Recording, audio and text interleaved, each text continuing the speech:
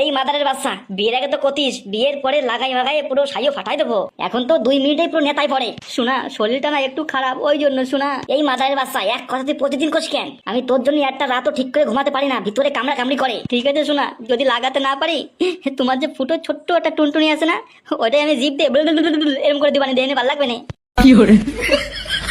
কচি শালি, তোমার দিদির থেকে তোমার মেশিন জম্মের গরম। জামাই বাবু, তা তো আমি জানি, ওই জন্যই তো জামাই বাবু দিদি যখন বাজারে যায় তখনই তোমাকে ডেকে নি। আজকে তোমার সব গরম বের করে দেবো শালি। ভাই জিজু তুমি আমার সব গরম বের করে দাও। তাড়াতাড়ি তোমার নুনু বের করো, দেখি আমার চলবে কিনা। বাঘটা এখন ঘুমিয়ে পড়েছে, ডাকাডাকি করলে উঠবে না। মাদারের বাচ্চা, বাঘর এতক্ষণ লাফাই উঠছো, সারা জনম তো হ্যান্ডেল কম মারো নাই। সারা মাদারের বাচ্চা হ্যান্ডেল মারি মারি পানিতে সইতে ফেলেছে, এখন আর দাঁড়ায় না।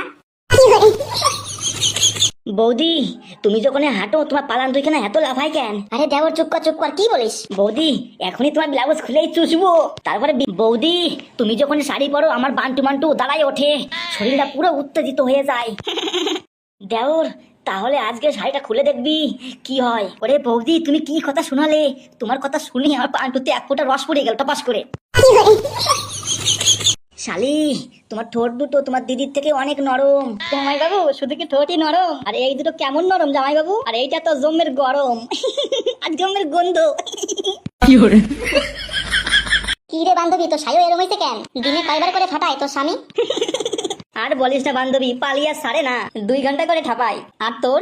আর বলিস না বান্ধবী, আমার স্বামী যতক্ষণ ঘুম আসে না ততক্ষণ ঠাপাই কচ কচ করে। তোরে যখন ফাটাই তোর কেমন শব্দ হয়? কেন তুই জানিস না? পচপ পচপ চপ চপ এরকম শব্দ হয়।